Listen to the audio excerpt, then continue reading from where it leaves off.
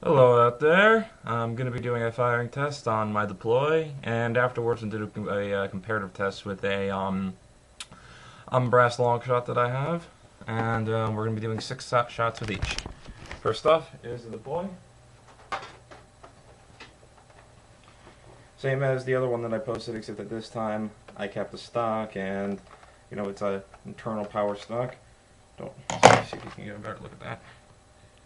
That's pwoerstock right there. I mean, it's looks a lot cleaner than the other one, so I mean, it's definitely got a little bonus. I mean, the biggest problem is that for some reason that won't come down, so you just gotta put it down and wipe yourself. Considering just gluing it down, it's being kind of annoying.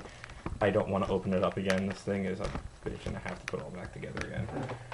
All right, 6 shots.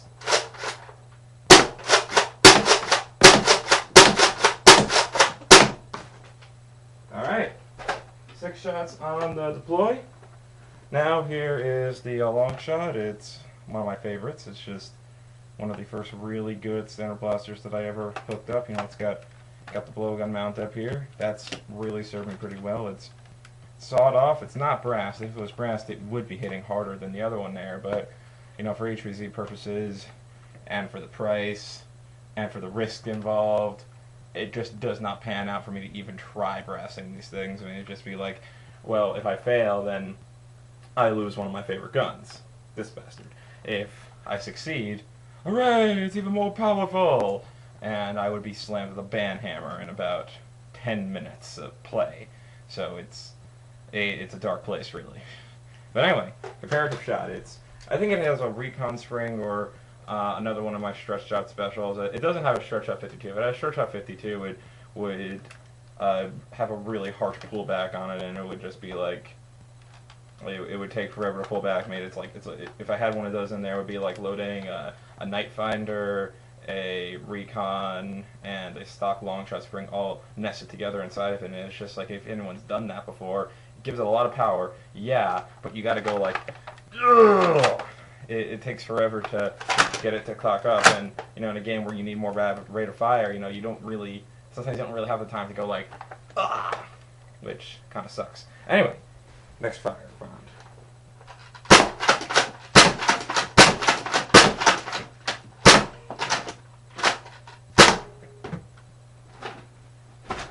The power is just about equal, if the deploy not going a little bit heavier, because it's got more spring power behind it. I know that pretty much is true. I mean, with the stretch shot 52 I have inside there is really strong compared with the stock spring and the extra compression that I gave him with electrical tape. Yeah, it's got more spring power. That's probably why it's hitting almost on par with the long shot, if not greater than it.